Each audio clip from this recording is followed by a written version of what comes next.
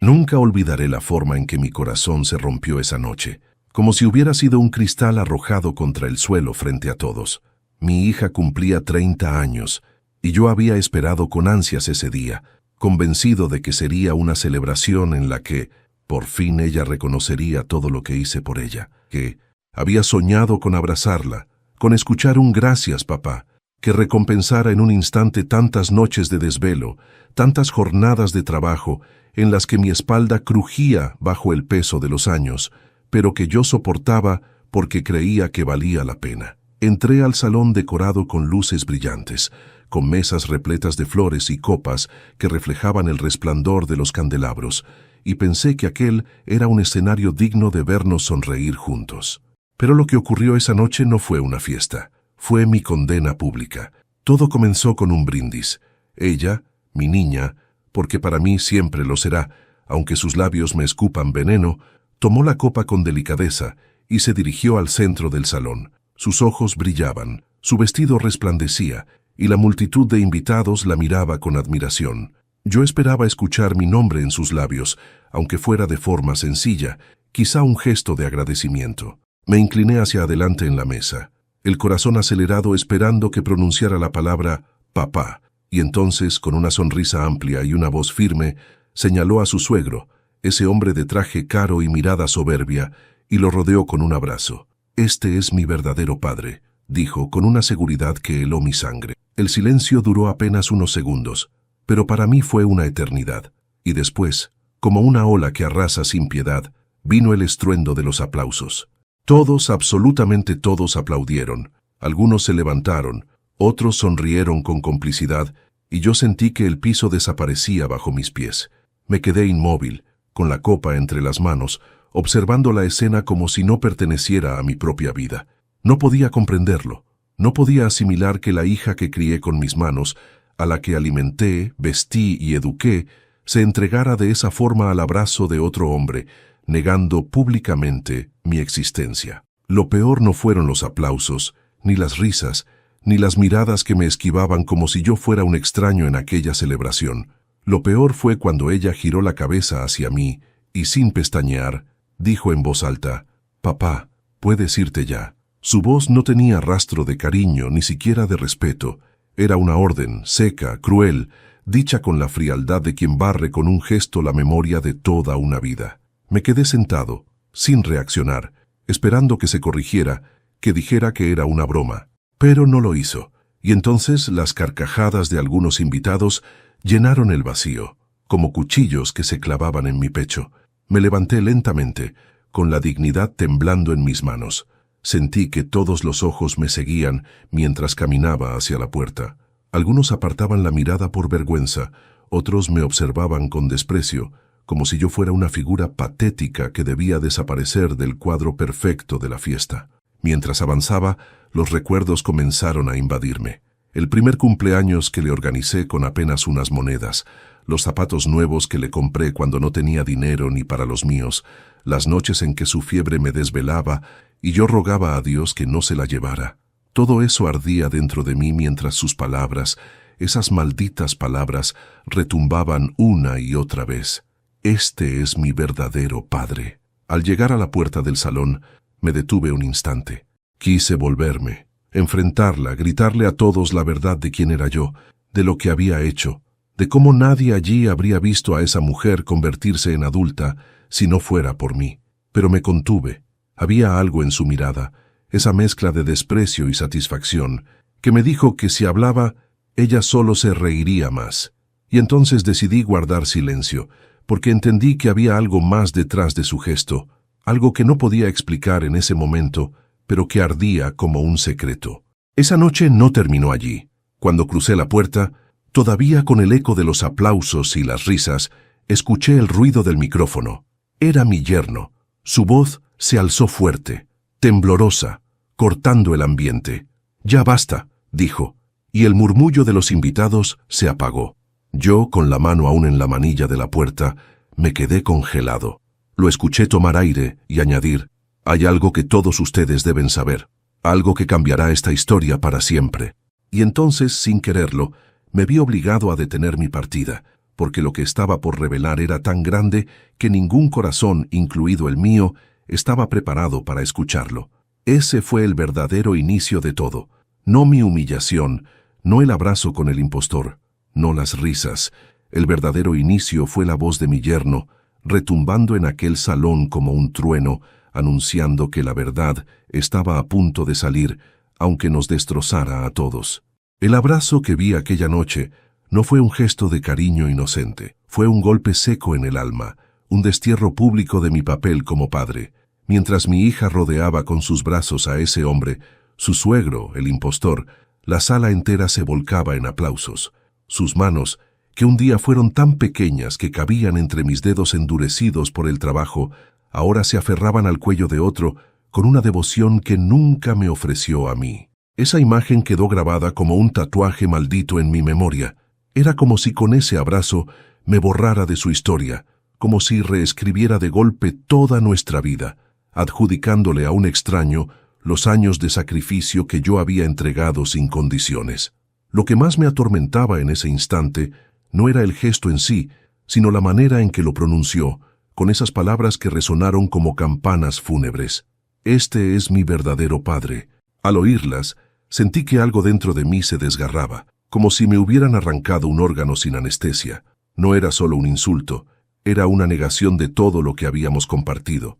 La niña que un día me llamaba papá con ojos llenos de luz, que corría a abrazarme cuando llegaba cansado del taller, se había convertido en una mujer capaz de arrancarme la paternidad frente a cientos de testigos. Y lo peor era el gozo que se dibujaba en su sonrisa, como si aquella humillación le diera placer. El impostor, ese suegro altanero, sonreía complacido.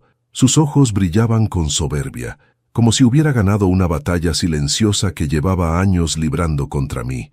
Nunca me lo dijo de frente, pero siempre lo supe. Me miraba con desdén.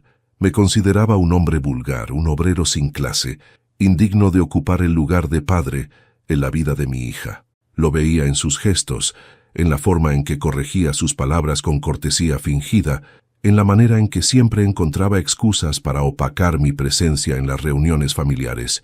Y esa noche, con aquel abrazo, obtuvo lo que tanto deseaba, el título de verdadero padre, robado frente a mis ojos. Mientras los aplausos crecían, me descubrí repasando escenas del pasado que parecían fantasmas. Recordé cuando mi hija era pequeña y tenía miedo a las tormentas. Yo la abrazaba fuerte contra mi pecho. Sus lágrimas mojaban mi camisa y ella me decía, «Eres mi héroe, papá». Recordé cuando aprendió a andar en bicicleta y cayó contra el suelo, raspándose las rodillas. Corrí hacia ella, la levanté y la animé a volver a intentarlo. «Confío en ti», me dijo entonces. Y ahora en esa fiesta, frente a esos aplausos que parecían cuchillas, entendí que esas palabras habían muerto mucho antes de que yo lo notara. El héroe se había convertido en villano y el impostor ocupaba mi trono. La multitud disfrutaba del espectáculo. Algunos me miraban con lástima, otros con indiferencia, pero la mayoría aplaudía con entusiasmo. Eran testigos de una traición y en lugar de indignarse, celebraban. Sentí vergüenza, pero también una indignación que me quemaba la piel. ¿Cómo podían aplaudir? ¿Acaso nadie veía lo que estaba pasando? ¿Acaso el amor de un padre era tan desechable que podía ser reemplazado en un brindis? Nadie me defendió, nadie interrumpió la escena. Y allí comprendí que la soledad no siempre llega cuando uno está solo en su casa, sino cuando está rodeado de gente que decide no ver tu dolor. El impostor se levantó y correspondió al abrazo con teatralidad. Sus brazos anchos rodearon a mi hija con solemnidad, y su sonrisa se amplió al escuchar el aplauso de los invitados. Parecía disfrutar del protagonismo, como si aquel fuera su verdadero momento de gloria. Me pregunté cuántos años llevaba esperando ese instante, cuántos susurros habría sembrado en el oído de mi hija para que ella terminara convenciéndose de que él era más padre que yo, porque esa traición no nació de un día para otro. Era la consecuencia de algo más profundo, de algo que yo había pasado por alto, confiando ciegamente en un amor que ahora descubrí que nunca estuvo asegurado. Mi hija me miró un instante. No fue una mirada larga, apenas un destello de sus ojos oscuros sobre los míos, pero en ese segundo supe que lo había hecho a propósito, Quiso que yo estuviera allí para ver cómo me reemplazaba, cómo lo proclamaba delante de todos. Esa mirada era el sello de la traición. No había vacilación, no había remordimiento, solo un orgullo frío, casi cruel, y en ese gesto comprendí que lo que yo estaba viendo no era un arrebato momentáneo, era una sentencia definitiva. Me senté otra vez, aunque por dentro temblaba como un hombre a punto de derrumbarse. No quería darle el gusto de verme débil, aunque cada fibra de mi cuerpo me pedía gritar. Me aferré al borde de la mesa, respirando hondo, y prometí en silencio que aquella humillación no quedaría impune. Si ella había decidido abrazar al impostor y negarme públicamente, entonces yo también tendría que tomar una decisión. Y esa decisión, lo intuía ya, no sería de perdón, sino de justicia. Porque un padre puede soportar la ingratitud en silencio, puede perdonar ofensas privadas, pero cuando se le arranca el nombre de padre en público, frente a todos, lo que nace ya no es solo dolor, es una herida que exige respuesta. Y yo, desde ese instante, juré que la daría. Las risas, aún puedo escucharlas. No importan los días que pasen, ni las noches en que intente conciliar el sueño. Siempre regresan, como un coro cruel que se burla en mi memoria. El sonido de 400 manos aplaudiendo, de copas chocando, de gargantas riendo, se convirtió en un eco que me persigue. Cuando cierro los ojos, las risas no mueren, sino que se multiplican, se deforman, se mezclan con voces del pasado. Es como si el mundo entero hubiera decidido unirse a esa burla, como si yo fuera el payaso en un escenario del que no podía escapar. Y allí estaba yo, un hombre de 60 años, convertido en objeto de escarnio por la persona que más amaba, mi propia hija. Recuerdo con claridad el momento en que ella me señaló y dijo, «Papá, puedes irte ya». No lo dijo con cariño, ni siquiera con neutralidad. Fue una orden seca, casi un desprecio escupido en medio del salón. Y la gente, en lugar de indignarse, en lugar de reaccionar ante la crueldad, rió. Esas risas no eran de sorpresa ni de incomodidad, eran risas de complicidad. Era como si todos hubieran estado esperando que alguien me apartara de aquella fiesta, como si yo fuera un intruso. Esa es la imagen que me atormenta, el aplauso que se mezcló con la burla, el sonido de mi expulsión celebrado como un espectáculo. Me levanté con la dignidad hecha jirones, intentando no mostrar que por dentro me desmoronaba. Cada paso que di hacia la puerta fue acompañado por ese eco de risas. Sentía los ojos sobre mí, unos que miraban con desprecio, otros con indiferencia, y unos pocos con una lástima que resultaba todavía más humillante. Caminaba lentamente, porque mis piernas parecían de piedra, como si el cuerpo mismo se resistiera a abandonar a su hija, aunque ella me hubiera rechazado públicamente. Y mientras avanzaba, los recuerdos de mi vida con ella se atropellaban en mi mente.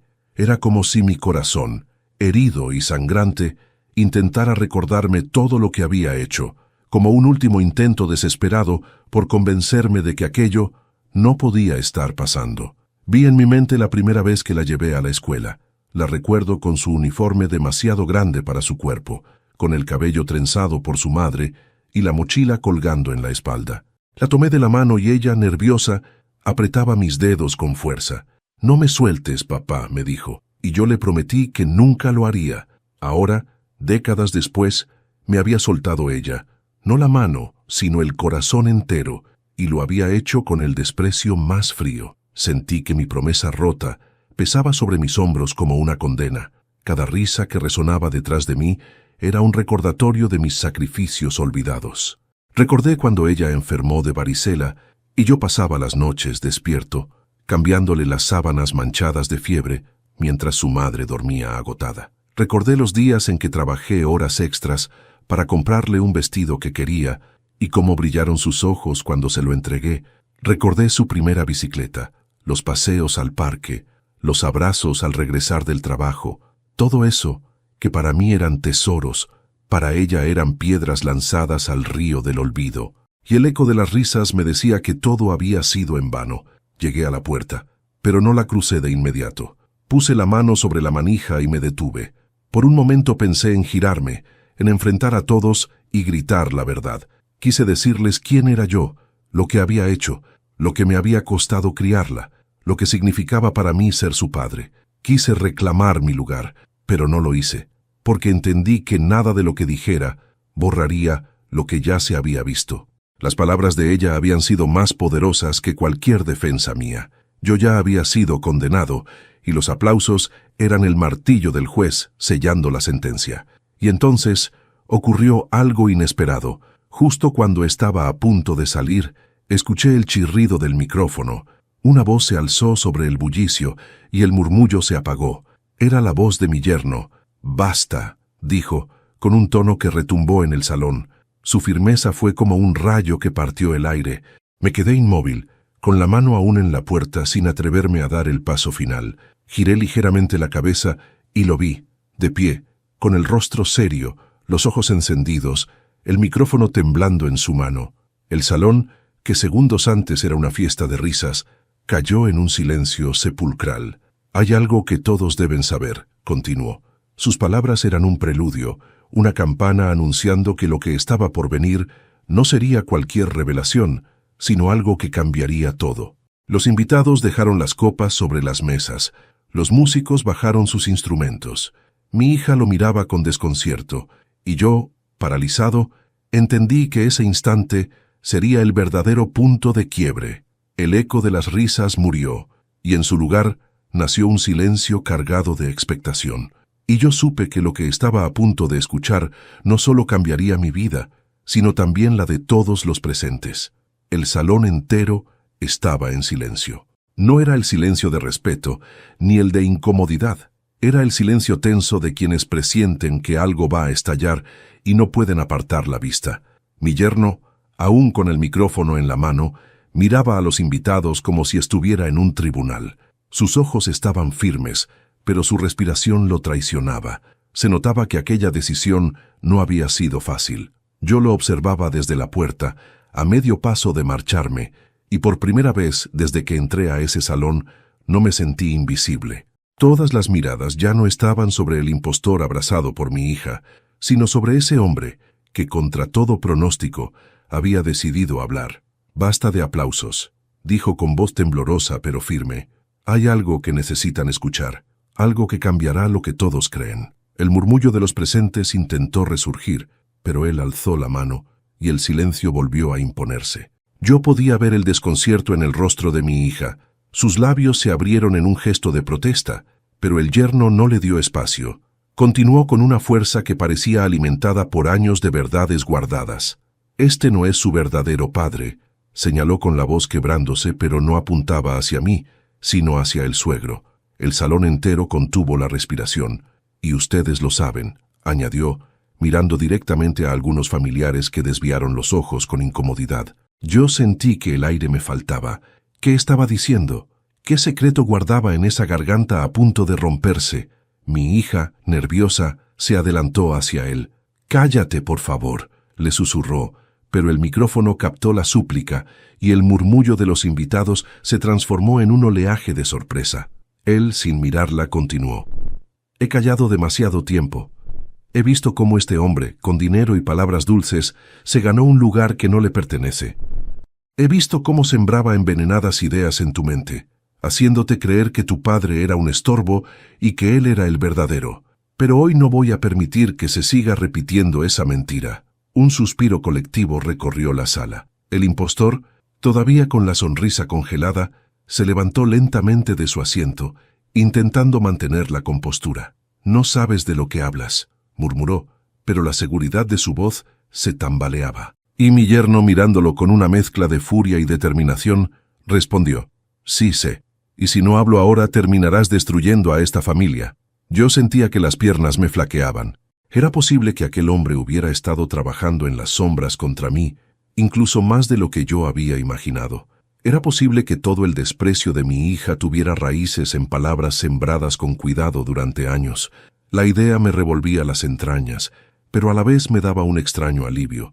No todo había nacido de ella.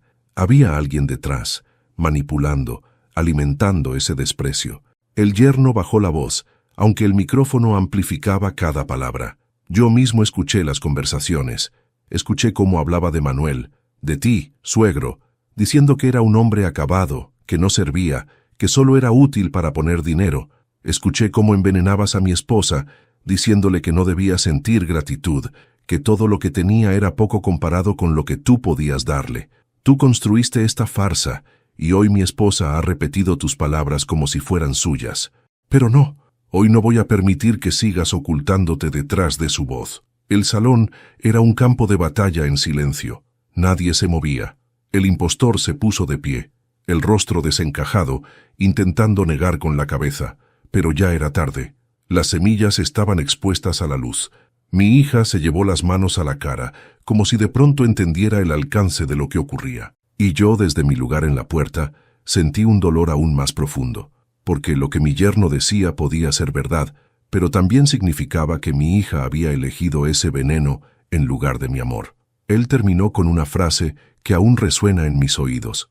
Tu padre está aquí de pie humillado por tu culpa, y si tienes sangre en las venas deberías pedirle perdón, porque este hombre, señalándome, es el que te dio la vida, y el otro solo te robó la memoria. Hubo un silencio sepulcral después de esas palabras. Nadie se atrevió a aplaudir, nadie se movió. Mi hija, entre lágrimas y furia, quedó paralizada en medio del salón. El impostor se desplomó en su silla, incapaz de sostener la mirada de los presentes, y yo, con la mano aún en la puerta, supe que lo que acababa de ocurrir era apenas el comienzo de una tormenta que arrasaría con todos nosotros. Cuando el eco de las palabras de mi yerno aún resonaba en mis oídos, mi mente comenzó a retroceder, como si el presente doloroso me obligara a buscar respuestas en el pasado. ¿En qué momento exacto se torció el camino de mi hija? ¿Dónde se rompió el vínculo que yo creí indestructible? Porque nadie nace odiando a su padre. Nadie llega al mundo con desprecio ya sembrado en el corazón. El odio, la indiferencia, el desdén, todo eso se cultiva, como una mala hierba que alguien riega día tras día hasta cubrir el jardín entero.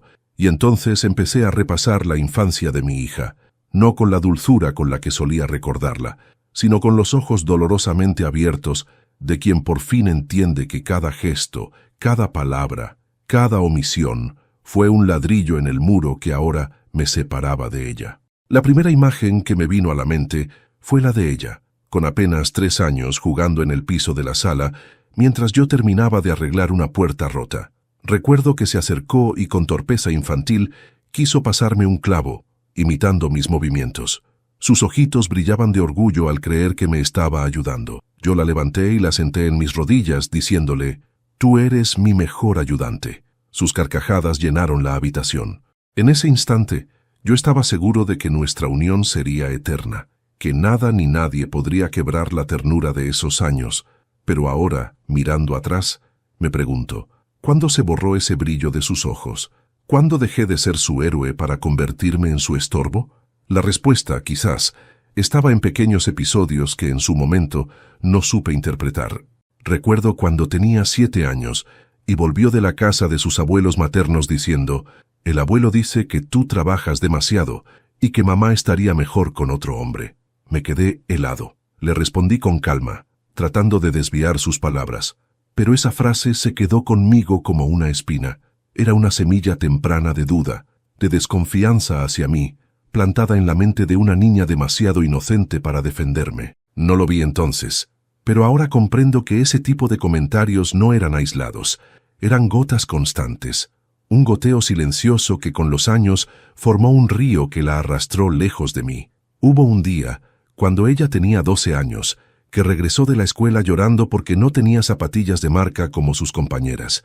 Yo, con el sueldo ajustado, había logrado comprarle unas resistentes, buenas para correr y jugar, aunque no tuvieran un logo famoso.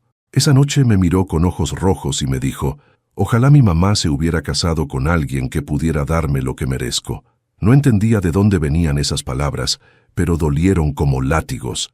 Yo sonreí, intentando ocultar mi herida, y le prometí que pronto le compraría esas zapatillas. Trabajé horas extra, me privé de necesidades, y al final se las compré. Ella sonrió al probárselas, pero ese día supe que algo había cambiado. Mi sacrificio ya no era suficiente. Se había convertido en una obligación que debía cumplir para ser considerado digno de su cariño. Cuando llegó la adolescencia, la distancia se hizo más evidente. Ya no quería que la llevara a la escuela. Le daba vergüenza que la vieran conmigo. Decía que yo olía a barniz, a sudor, a madera, y que sus amigas tenían padres que iban de traje y corbata. La escuchaba reírse de mis manos ásperas cuando intentaba acariciarle el rostro, y lo aceptaba, creyendo que era una etapa pasajera. Pensaba que todo adolescente rechaza a sus padres en algún momento, y que luego, al crecer, aprendería a valorar lo que tuve que soportar. Pero no, lo que yo creí que era una fase fue en realidad el inicio de un camino sin retorno. También hubo señales de ternura, claro, momentos en los que parecía regresar la niña que me llamaba héroe. Hubo noches en que me pidió que le leyera cuentos, incluso siendo ya mayorcita, y yo lo hacía feliz, porque en esas historias me parecía que recuperábamos el lazo perdido. Hubo tardes en que me mostró sus dibujos y me dijo, «Mira, papá, este eres tú en tu taller». Yo guardaba cada papel como si fueran reliquias, pero ahora que lo pienso, esos momentos fueron como chispazos en medio de una tormenta, destellos que se apagaron demasiado rápido. La universidad fue el golpe final. Ella eligió una carrera costosa, en una institución donde la apariencia pesaba más que el conocimiento. Yo vendí herramientas, hipotecé lo poco que tenía, me endeudé hasta límites que me ahogaban, pero no le conté nada, porque no quería que pensara que le faltaba algo. Y sin embargo, en lugar de agradecérmelo, comenzó a compararme aún más con su suegro, que le regalaba lujos y viajes. Un día, con una frialdad que me congeló, me dijo, «Él me apoya más que tú, aunque no seas mi padre de sangre». Esa frase me dejó paralizado. Yo me quedé mirándola sin comprender, porque nunca dudé de mi paternidad. ¿De dónde había salido esa idea? ¿Quién había sembrado esa duda venenosa? Fue en ese instante, recordándolo ahora, que comprendí que mi hija ya no me veía como padre desde hacía mucho. Yo era para ella un cajero automático, un hombre que debía dar, callar y desaparecer cuando no encajaba en su mundo de apariencias. Y cada recuerdo de sacrificio, de entrega, de amor, se transformaba ahora en pruebas de mi ingenuidad. Yo mismo había construido los cimientos de su ingratitud. Le di tanto que la acostumbré a creer que todo era suyo por derecho, y otros, desde las sombras, terminaron de convencerla de que yo nunca fui suficiente. El engaño no comenzó en aquella fiesta, ni siquiera en la adolescencia. El engaño se fue gestando desde la niñez, en cada palabra venenosa, en cada comparación injusta, en cada lujo que yo no podía dar. Y lo más doloroso de todo es que yo, con mi silencio y mi sacrificio, ayudé a que esos cimientos se levantaran. Mi amor se convirtió en su arma para despreciarme. Y esa noche, cuando la vi abrazar al impostor y negar mi nombre, entendí que lo que había ocurrido era el resultado de años de engaño cuidadosamente construido. Hay una sombra que nunca me abandona, aunque ya no camine sobre esta tierra, la sombra de Teresa, mi esposa, la madre de mi hija. Su ausencia pesa tanto como su presencia en vida, y a veces pienso que, aunque esté muerta, sigue hablando a través de mi hija, porque cada palabra de desprecio que recibí esa noche en su cumpleaños, cada mirada de soberbia, cada rechazo, me recordaba a ella, a Teresa. Cuando la conocí, era una joven de belleza serena, con un aire que imponía respeto y un carácter fuerte que me deslumbró. Yo era un muchacho de manos curtidas, con más sueños que certezas, y la miraba como quien contempla un milagro.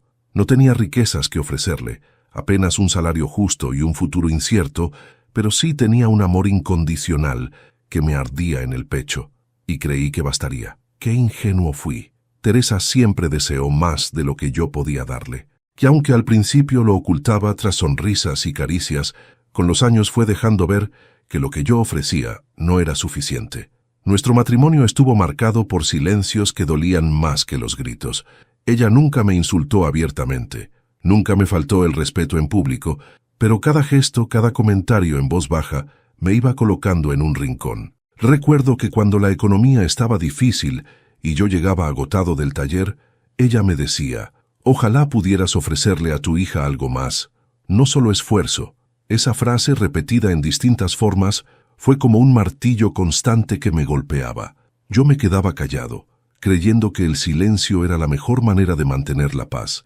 Pero lo que no entendí entonces fue que, mientras yo callaba, mi hija escuchaba cada una de esas frases y las guardaba en su memoria. Hubo noches en que discutíamos en voz baja, creyendo que ella dormía. Teresa me reclamaba por no haber aceptado trabajar con su cuñado, que me ofrecía un puesto en una empresa, aunque eso significara abandonar mi taller. Con tu orgullo nunca saldremos adelante, me decía. Yo defendía mi pasión, el trabajo de mis manos, pero a los ojos de mi hija seguramente quedaba como un obstinado incapaz de darles el estatus que Teresa tanto ansiaba. Sin quererlo, mi hija fue aprendiendo que su padre era sinónimo de limitación, mientras que otros hombres, con trajes, con dinero, con influencias, eran sinónimo de poder. Recuerdo una escena que ahora me persigue.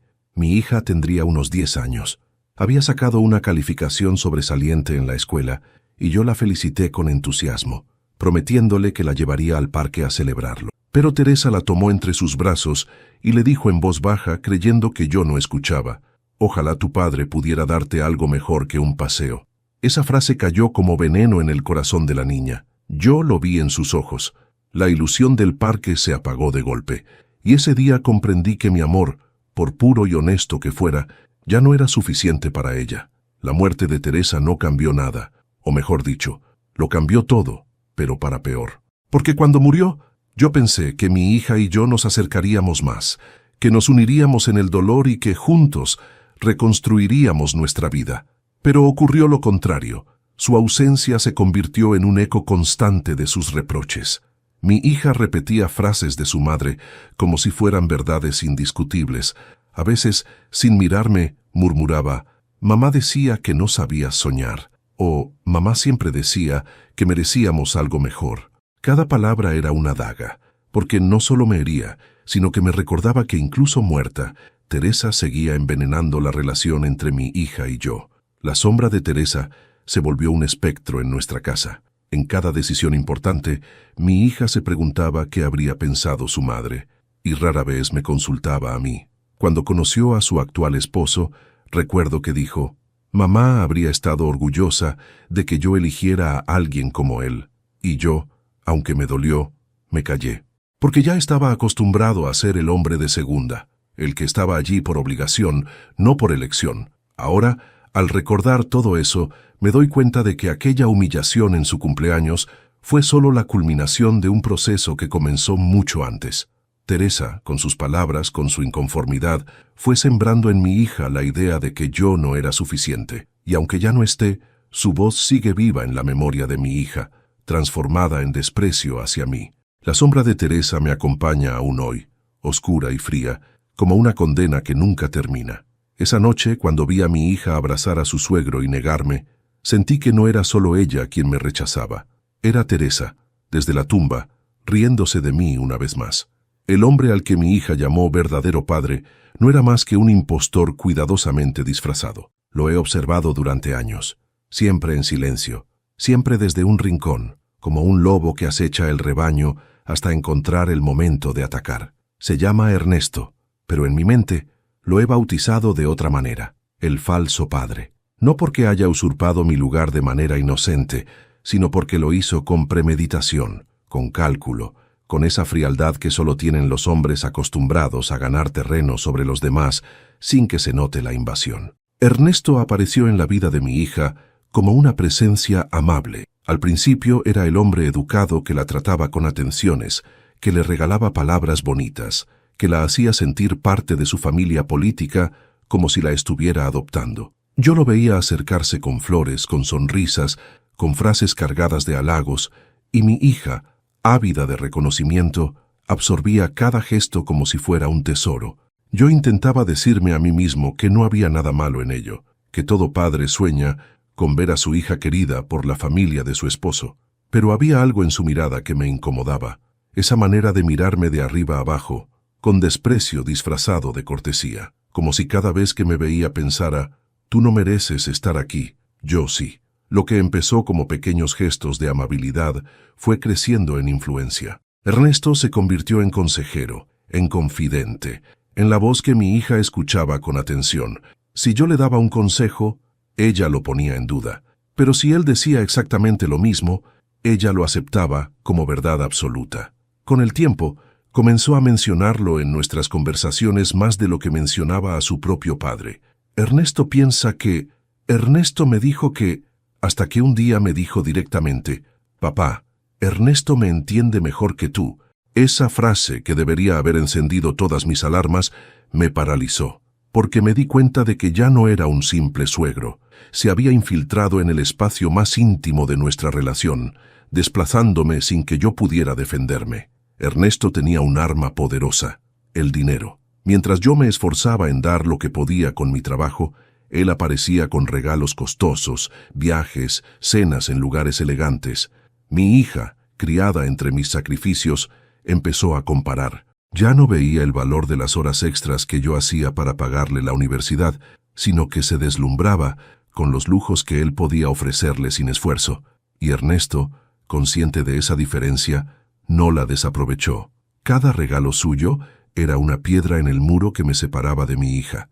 Cada palabra suya era una gota de veneno que reforzaba la idea de que yo no era suficiente. No digo que todo fuera culpa de él. Mi hija tuvo la elección de no dejarse seducir por ese falso brillo. Pero Ernesto supo exactamente dónde atacar. Sabía de mi pasado con Teresa, conocía los reproches que ella me hacía y se encargó de repetirlos en voz baja hasta que mi hija los hizo suyos. Tu padre no supo aprovechar sus oportunidades. Tu padre no supo darle a tu madre la vida que merecía. Frases que yo escuché una vez en boca de Teresa y que ahora escuchaba deformadas en labios de mi hija. No eran palabras nuevas.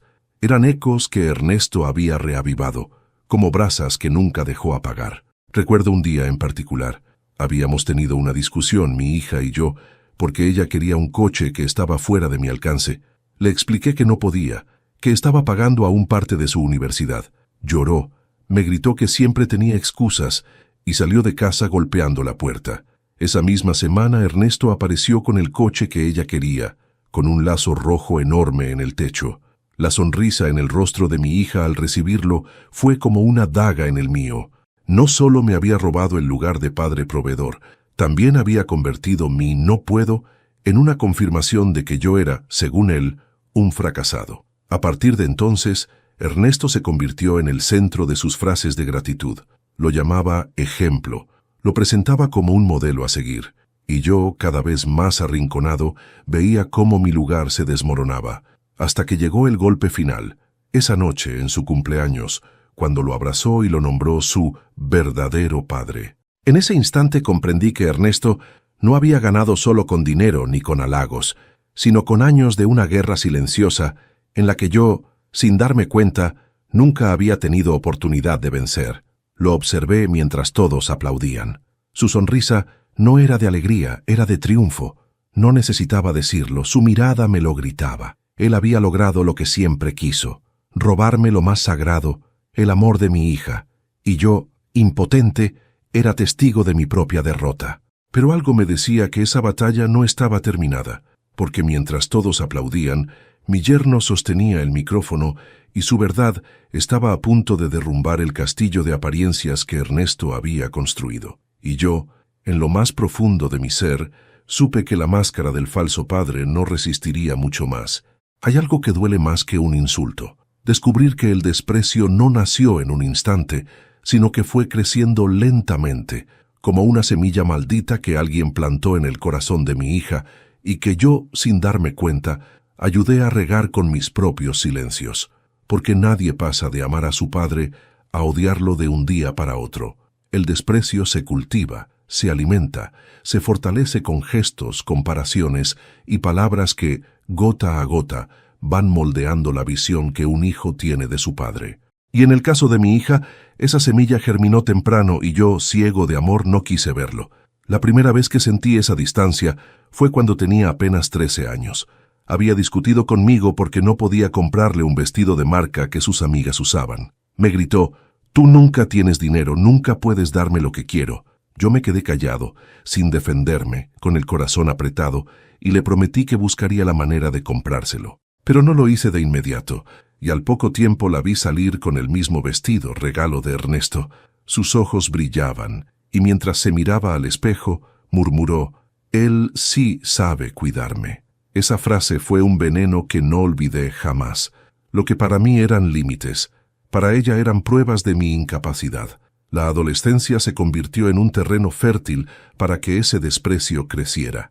Cuando la regañaba por sus salidas hasta tarde, me respondía que yo no entendía la vida moderna, que era un hombre anticuado. Cuando intentaba aconsejarla sobre amistades peligrosas, me acusaba de ser controlador y de no confiar en ella.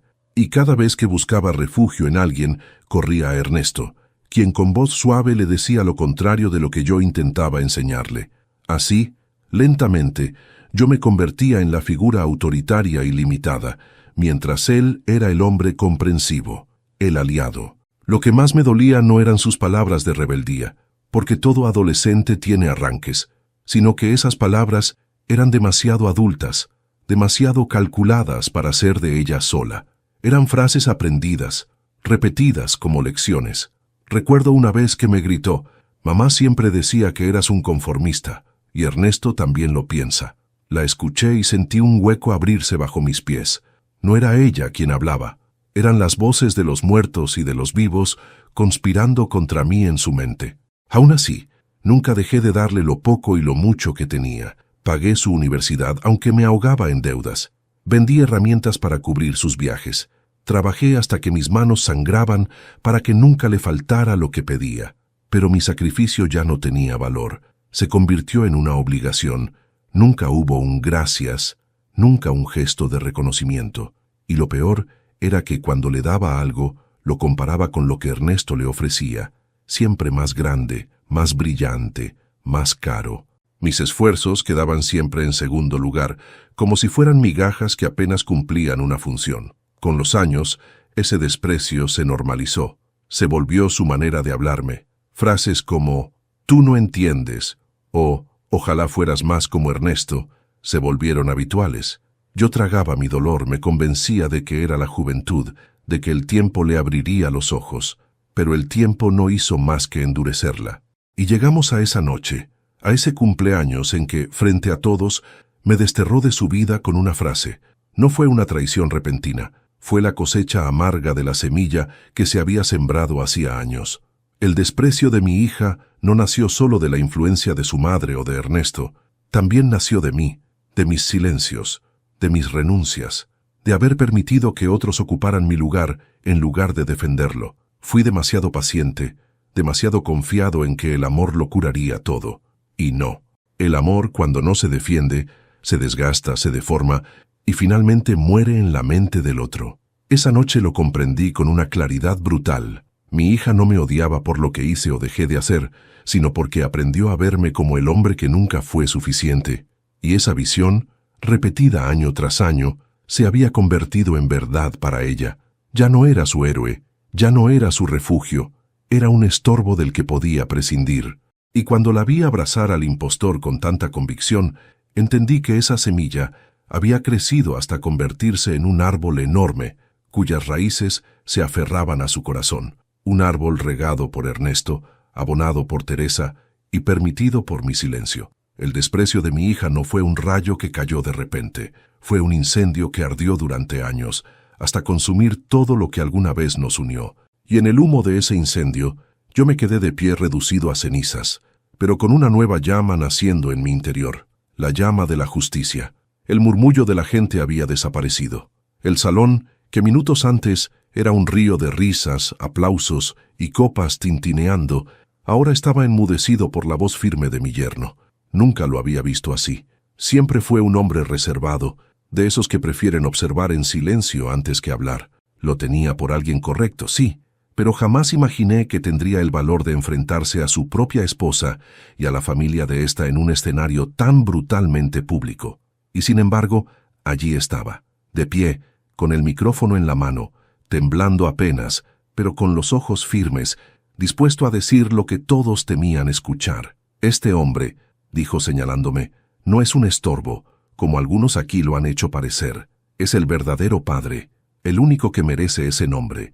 El aire se cortó en el salón. Yo me quedé paralizado. Nunca nadie había pronunciado esas palabras en mi defensa. No así, no con esa fuerza. La gente se removió en sus sillas, algunos incómodos, otros sorprendidos, otros incrédulos. Y entonces mi yerno prosiguió con la voz quebrándose, pero sin detenerse. Lo que ocurrió hoy es una vergüenza. y no solo por lo que se le dijo, sino por lo que se ha ocultado durante años. Es hora de que todos conozcan la verdad.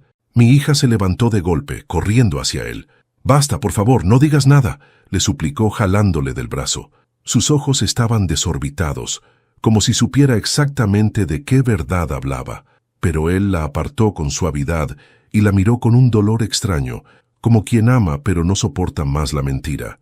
«Perdóname», le dijo en voz baja, pero el micrófono recogió esas dos palabras y las proyectó en todo el salón. Y en ese instante comprendí que lo que estaba por salir de su boca no era solo una defensa hacia mí, sino una confesión que lo arrastraba a él también. Tomó aire, cerró los ojos por un segundo y dijo: «Tu suegro no es quien aparenta ser. Él ha manipulado a tu hija. Ha sembrado dudas y veneno en su corazón, pero eso no es lo peor. Lo peor es que le ocultó una verdad que cambia todo. Teresa, tu madre, y Ernesto tuvieron una relación en secreto. Y existe la posibilidad de que tú, hija, no seas hija de Manuel, sino de él». El impacto fue devastador. Un rugido de voces se levantó entre los invitados. Gritos, exclamaciones, incredulidad. El salón se convirtió en un hervidero de murmullos, y yo sentí que el suelo desaparecía bajo mis pies. Me quedé helado, el corazón golpeándome el pecho como un martillo. Miré a mi hija. Estaba pálida, con la boca abierta, incapaz de reaccionar. El impostor Ernesto intentó ponerse de pie, pero sus piernas lo traicionaron y cayó de nuevo en la silla, con el rostro desencajado. Mi yerno no titubeó. Yo escuché esas conversaciones. Ernesto lo admitió en más de una ocasión, creyendo que nunca saldría a la luz.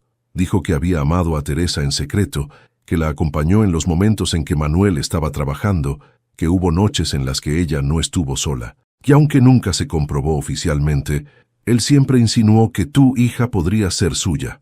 El silencio volvió a imponerse, más pesado que nunca. La gente se miraba unos a otros, incapaces de procesar lo que acababan de escuchar. Y yo sentí un puñal atravesar mi pecho. ¿Toda mi vida había sido una mentira? ¿La niña que abracé, que crié, que defendí con uñas y dientes, no era mía?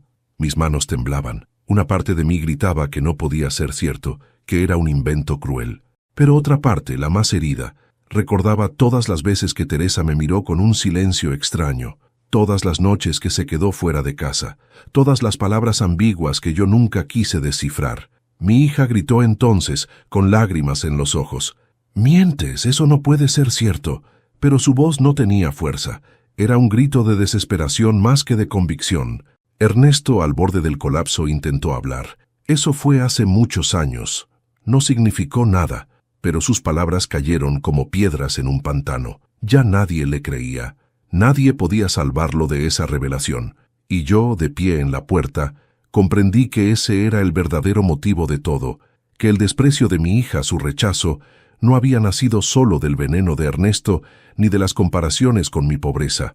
Había nacido de algo más profundo, de la duda sembrada en su propia identidad. Si toda su vida había sospechado que yo no era su verdadero padre, entonces su rechazo hacia mí no era solo ingratitud, era la expresión de un vacío imposible de llenar. El salón se convirtió en un caos. Algunos se levantaron indignados, otros salieron murmurando. Otros intentaron consolar a mi hija, que se desplomó en el suelo, llorando desconsolada, y yo, con el corazón destrozado, no di un paso más hacia afuera. Me quedé allí, apoyado en la puerta, con la mirada perdida. Porque esa noche entendí que había perdido mucho más que el respeto de mi hija. Quizá había perdido también la certeza de ser su padre. El silencio que siguió a la revelación de mi yerno fue el más pesado que jamás haya experimentado en mi vida. No era el silencio incómodo de un error social, ni el de una pausa en un discurso. Era un silencio denso, como el de una iglesia después de un pecado confesado. Un silencio que dolía en los oídos y en el alma. Nadie sabía qué hacer, nadie sabía dónde mirar. Yo mismo, de pie junto a la puerta, me sentía atrapado en una realidad que no podía comprender. Mi corazón, viejo y cansado, parecía estar a punto de explotar. ¿Era cierto lo que había dicho mi yerno? ¿Era posible que mi hija no llevara mi sangre? Toda mi vida había sido construida sobre una mentira. Mis piernas temblaban, pero me obligué a mantenerme firme. No podía permitirme derrumbarme frente a todos. Ya me habían humillado una vez esa noche, y si caía al suelo, sería el final de lo poco que me quedaba de dignidad. Miré a Ernesto, ese impostor que tantas veces había sonreído frente a mí, como si yo fuera un hombre ridículo, y lo vi desplomado en su silla, con el rostro desencajado, como un ladrón sorprendido en plena fechoría. Sus labios murmuraban excusas, pero el miedo en sus ojos lo delataba. Había verdad en las palabras de mi yerno, una verdad que él no esperaba que saliera a la luz. Mi hija, en cambio, estaba hecha pedazos. La vi caer de rodillas, llorando, temblando, sin saber a quién mirar. Por un instante, quise correr a abrazarla, quise consolarla como cuando era niña y tenía miedo de la oscuridad, pero me contuve, porque ese abrazo no era mío, no me pertenecía ya. Ella me había arrancado de su vida esa misma noche, proclamando a otro hombre como su verdadero padre. Y ahora, enfrentada a la posibilidad de que ese padre fuera el amante de su madre, estaba perdida en un mar de dudas. El castigo estaba allí. No era yo quien la estaba castigando, era la verdad misma la que la estaba desgarrando. Los invitados se removían en sus asientos, algunos indignados, otros con morbo. El escándalo era demasiado grande. ¿Es cierto lo que dice?, preguntó alguien desde el fondo, y el murmullo se extendió como un fuego imparable. Ernesto intentó ponerse de pie para defenderse, pero apenas pudo balbucear. Eso fue hace muchos años, Teresa. Yo la amaba. Su voz se quebró, y la sala estalló en un coro de susurros y exclamaciones. Ya no había marcha atrás. El hombre que había usurpado mi lugar había quedado desnudo frente a todos, su máscara hecha trizas. Yo lo observaba y no sentí alivio. No hubo placer en verlo caer. Lo que sentí fue una tristeza tan profunda que me consumía los huesos, porque su derrota no borraba mi dolor, ni me devolvía a mi hija, ni borraba los años de desprecio. La verdad era un castigo, sí, pero era un castigo para todos, para mí, que ahora dudaba de mi paternidad, para mi hija, que veía derrumbarse su mundo entero, para Ernesto, que quedaba expuesto como el traidor que era, y para Teresa que, aunque muerta, ahora sería recordada no como madre ejemplar, sino como mujer infiel. Me obligué a hablar. Sentí que si guardaba silencio, me consumiría por dentro. Di unos pasos hacia adelante. El murmullo se apagó, y con voz firme dije, «Quiero que todos escuchen algo. Yo no sé si mi hija lleva o no mi sangre. Puede que la verdad se haya ocultado durante años, pero lo que sí sé es que fui yo quien la crió, yo quien la sostuvo en brazos cuando era bebé, yo quien la cuidó cuando enfermaba, yo quien se sacrificó para darle un futuro. Eso nadie puede negármelo, nadie». Mi voz temblaba, pero cada palabra salía cargada de una fuerza que me sorprendía. Miré a mi hija, que lloraba en el suelo, y añadí, «Si algún día descubres que no soy tu padre de sangre, recuerda que la sangre no lo es todo. Ser padre es estar, es dar, es amar, y eso lo hice yo. Aunque hoy me rechaces, aunque hoy me niegues, esa verdad no la podrá borrar nadie». El salón quedó en silencio absoluto. Algunos me miraban con respeto, otros con vergüenza, incapaces de sostenerme la mirada. Vi cómo mi hija alzaba el rostro, con lágrimas surcando sus mejillas, y por un instante creí ver en sus ojos a la niña que una vez fui su héroe. Pero ese destello se apagó rápido, reemplazado por la confusión y la vergüenza. El daño estaba hecho. Esa noche entendí algo que me acompañará hasta la tumba. La verdad es un castigo que no pide permiso. Llega cuando menos se espera y destruye todo a su paso. No me devolvió a mi hija, no me dio consuelo, no me trajo justicia. Lo único que hizo fue dejar en ruinas a todos los que estábamos en ese salón. Pero en esas ruinas, en medio del dolor, supe también que había recuperado algo que me habían arrebatado. Mi voz, mi dignidad. Y aunque todavía me dolía cada hueso, juré que no sería el final. El verdadero castigo apenas estaba comenzando. Después de aquella noche, me quedé largo rato sentado en la oscuridad de mi casa, con el alma hecha trizas y el cuerpo vacío de fuerzas. Cerraba los ojos y volvía a escuchar la voz de mi yerno, el grito de mi hija, los murmullos de los invitados y, sobre todo, la revelación que lo cambió todo, la posibilidad de que no fuera mi hija de sangre. Esa duda me atravesaba como un hierro candente. La pregunta me quemaba. ¿Era mía o era fruto del engaño de Teresa? Podía hacerme pruebas, podía buscar respuestas científicas, pero no tuve valor, porque temía que el resultado me arrancara hasta el último hilo de esperanza. Y entonces comprendí que mi batalla ya no era por saber de quién llevaba la sangre mi hija. Mi batalla era por algo más grande, por recuperar mi dignidad y hacer justicia por todos los años en los que fui tratado como menos. En los días siguientes pensé mucho en lo que había pasado. La humillación pública fue una herida, sí, pero también una chispa. Algo dentro de mí, algo que había permanecido dormido durante años de silencios y sacrificios, se despertó. Una voz me repetía: ya basta de callar, ya basta de soportar. Era como si todo lo que había tragado durante décadas estuviera pidiendo salir a la superficie de una vez. Y yo sabía que no podía dejar que esa revelación quedara en un escándalo pasajero, en un chisme de fiesta. No, esto tenía que transformarse en un ajuste de cuentas definitivo. Comencé a planear con calma, como un obrero que levanta una construcción paso a paso. Lo primero fue organizar mis recuerdos, mis pruebas, mis sacrificios. Busqué recibos, cartas, fotografías, documentos que demostraran todo lo que hice por mi hija desde que nació. Saqué de un cajón los pagarés de la universidad, los contratos de préstamos, los registros de trabajo extra. Cada papel era una herida, pero también un testimonio. Quería dejar claro, frente a quien hiciera falta, que sangre o no, yo había sido el único padre real. Lo segundo fue investigar a Ernesto, el impostor, el hombre que había ganado terreno a mis espaldas hasta arrebatarme el cariño de mi hija. Durante años lo miré con desprecio silencioso, pero nunca me molesté en mirar más allá de su máscara. Ahora era diferente. Necesitaba conocerlo de verdad, desnudar sus secretos, exponerlo frente al mismo mundo que lo aplaudió cuando mi hija lo llamó padre. Descubrí que su fortuna no era tan limpia como aparentaba, que había negocios turbios con proveedores, deudas escondidas bajo empresas a nombre de otros familiares, favores políticos que lo sostenían. No me sorprendió.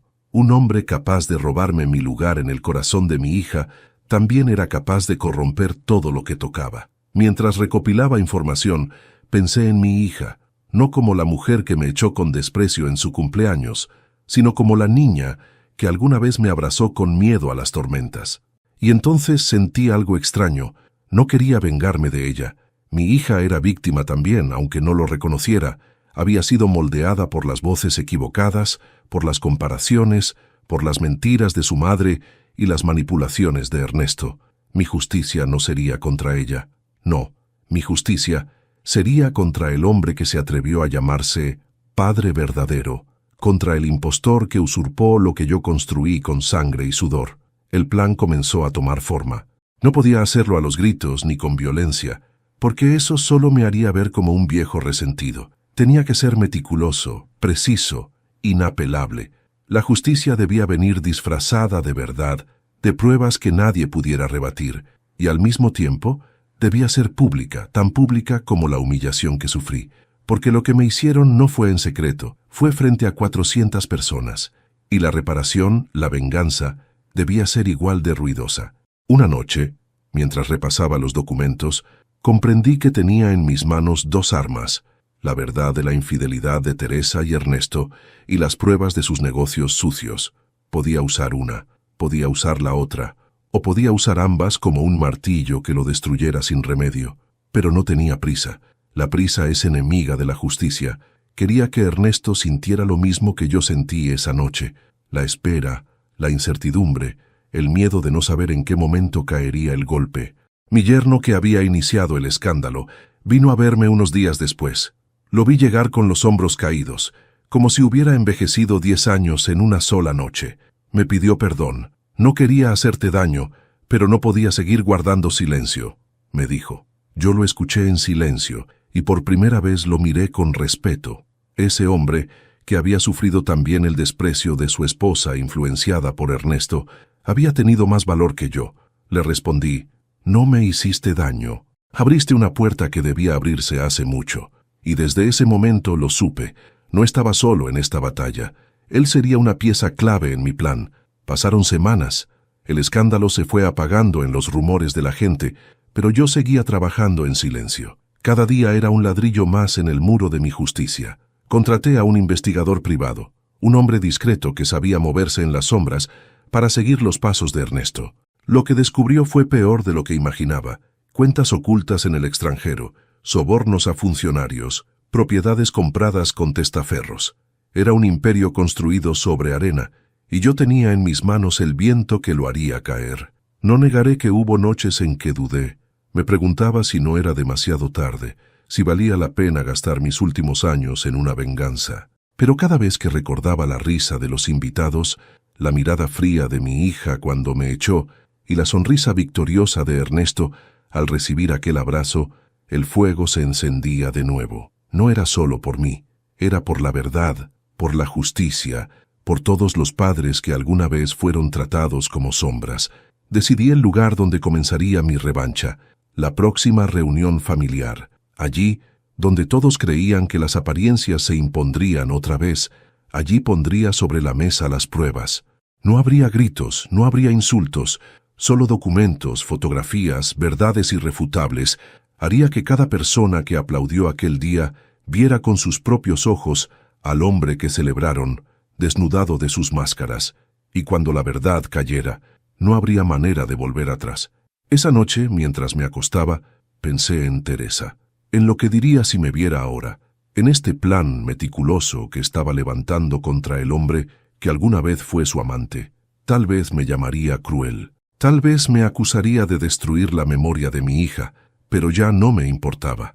Durante toda mi vida fui el hombre que callaba, el que agachaba la cabeza, el que soportaba. Ya no. La humillación en aquel cumpleaños había sido la última gota. Ahora yo iba a hablar, y mi voz sería tan fuerte que nadie podría ignorarla. Elegí el día y el lugar con la calma de quien ha aprendido a no precipitarse. La venganza, pensé, debe tener la forma de la verdad y la precisión de un reloj suizo. Convocamos a la familia bajo el pretexto de una cena para recomponer lazos rotos, una charla para limpiar el aire, dije en la invitación, porque nadie sospecha que la limpieza del aire puede convertirse en una tormenta que arranca tejas. El salón tenía la misma alfombra donde antaño se celebraron cumpleaños y bautizos. Las fotos en la pared me miraban como viejos testigos. Hice sentar a todos en torno a la mesa larga. Mi hija llegó con los ojos todavía hinchados de la última crisis. Ernesto entró con la rigidez de quien se sabe observado. El suegro, con las manos inquietas, buscó aliados con la mirada. Mi yerno, que había sido el detonante del escándalo, y mi inesperado compañero en la verdad, se sentó a mi lado en silencio. Yo tenía en la carpeta el resultado del laboratorio, las grabaciones, las facturas, las transferencias y algo más. La documentación que demostraba las artimañas de un hombre que había querido usurpar un nombre. Hablé primero de Teresa, no para defender su honor, que ya no podía salvar, sino para recordar que detrás de cada mentira hay infancias rotas y decisiones tomadas en la oscuridad. Conté, con voz templada, noches de fiebre, mañanas de colegio, herramientas vendidas para pagar un semestre. Miré a mi hija a los ojos y no la acusé. La invité a mirar conmigo, a ver las piezas desperdigadas de una historia que alguien intentó reescribir. Luego, con la misma calma, empecé a desplegar pruebas. Mostré mensajes, conversaciones privadas, donde se revelaban insinuaciones, llamadas que dejaban entrever acuerdos. Puse ante ellos las fotografías donde Ernesto aparecía en domicilios de Teresa en horas incómodas, y escuché cómo la sala se iba tensando como un arco que se tensa antes de soltar la flecha. El primer golpe no fue la confrontación directa, sino la reproducción de una grabación que nadie esperaba. La voz de Ernesto, confesando, en un diálogo descuidado, que había sostenido una relación con Teresa, que había alimentado intenciones y sembrado dudas, que había trabajado para que mi nombre quedara relegado a la sombra. La grabación sonó clara, sin cortes, como la llave que abre una puerta secreta. Vi sus manos temblar, su mandíbula apretarse, y a mi hija palidecer como si el suelo le fuera a faltar. No fue alegría lo que sentí al oírlo, fue una tristeza profunda. La caída de quien se creía invencible me devolvía años de sombras, pero no arreglaba nada de lo perdido. La verdad, aunque poderosa, duele antes de curar. Entonces llegó el sobre. Lo había guardado como un talismán durante semanas. El resultado del examen de ADN que, con la mezcla de cobardía y esperanza que acompaña a los hombres viejos, mandé a hacer en secreto. Esa noche, Temblando, abrí el sobre y coloqué la hoja sobre la mesa. No era una vanidad, era la piedra angular de mi vida. Leí en voz alta las palabras del laboratorio, las cifras que indican lo que los huesos y la sangre ya sabían en silencio. Coincidencia genética, probabilidades superiores al 99%. Mi hija me escuchó sin comprender al principio. Luego sus manos se llevaron a la boca. Sus ojos buscaron los míos con una pregunta que no tenía respuesta inmediata. La sala se rompió en murmullos. Algunos familiares se miraron con culpa, otros con sorpresa. Ernesto, desarmado, dejó escapar un sonido que parecía una disculpa hacia el vacío. Mostrar el ADN no fue un acto de orgullo, sino de reivindicación. Quería que la verdad descansara en evidencia irrefutable, que ninguna palabra de falsedad pudiera sostenerse ante el peso de la ciencia. Y mientras la hoja recorría las miradas, continué. Había guardado lo mejor y lo peor, las pruebas del entramado económico de Ernesto, las cuentas a nombre de terceros, transferencias que justificaban regalos y viajes, contratos ficticios con proveedores que luego cobraban en efectivo. No hablé de dinero por avaricia, hablé de mecanismos. Aquellos que convierten afectos en mercancía merecen ser vistos. Puse delante de todos facturas y extractos y observé cómo la estructura de defensas que el impostor había construido se agrietaba. Mi hija no pudo soportarlo. Se levantó, salió unos pasos, volvió y me abrazó con la urgencia de quien repara un paisaje en ruinas. «Perdóname, papá», dijo entre sollozos, y su voz era un hilo que recuperaba la infancia por un instante. No fue un perdón completo, ni pidió olvidar el daño. Pidió la verdad que la despojara del peso de la duda y del orgullo. La sentí en mi pecho como una pequeña resurrección. Le tomé las manos, sentí sus dedos fríos y le hablé desde la verdad más simple. Yo fui quien te cuidó. Eso no lo borra nadie. No supe si mis palabras bastaban. No supe si el tiempo podría recomponer lo roto. Pero en ese abrazo supe que habíamos recuperado un punto de partida. Ernesto intentó salvar su honor con excusas torpes y gestos calculados. Su suegro trató de hacer ofertas, de discutir compensaciones, de arreglar como si el daño se pudiera pagar con dinero. Muchos parientes miraban hacia otro lado, avergonzados. Otros murmuraban que la familia ya no sería la misma. Pero mi objetivo no fue destruir por destruir. Cuando terminé de desplegar la verdad, propuse un camino para que el daño, al menos, tuviera consecuencias constructivas. Ofrecí que los bienes susceptibles de reclamación y los fondos que se pudieran recuperar por irregularidades fueran destinados a un taller para jóvenes y a becas en memoria de lo que Teresa y yo no pudimos ofrecer. No quería venganza sin sentido. Quería transformar el escándalo en reparación. La decisión no fue unánime. Hubo gritos, hubo reproches, hubo quien llamó a la policía y hubo quien buscó acuerdos en voz baja. Al final, sin embargo, la evidencia fue lo suficientemente contundente para que las piezas empezaran a moverse en una dirección que no favorecía a quien había vendido su respeto por un título. Salí de aquella reunión con el alma agotada, pero con la sensación, por primera vez en años, de que mi nombre no sería borrado por el capricho de otro. Alzamos una copa en silencio. No era un brindis de triunfo, sino un acto de cierre. Brindé por mi hija, por la infancia que habíamos rescatado, por la dignidad que, aunque tardía, volvía a tener voz.